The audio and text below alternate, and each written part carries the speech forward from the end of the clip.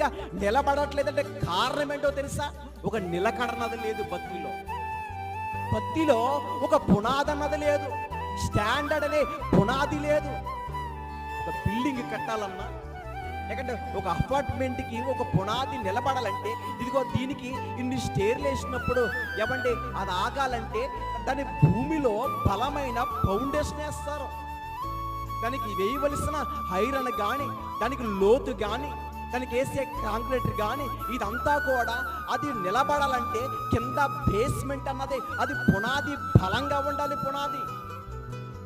పునాదన్నది బలంగా లేకపోతే కట్టిన భవనం ఏదైనా సరే నిలబడడానికి అవకాశాలు ఉండవు. ప్రియమైన వారలారా, అంటే ఒక మనిషి కట్టడాల విషయంలోనే ఇన్ని జాగ్రత్తలు కలిగి ఇంత కట్టడానికి ప్రయత్నిస్తున్నాం కదా, మరి భక్తి జీవితంలో కూడా మనము కూడా కట్టుకోవాలి.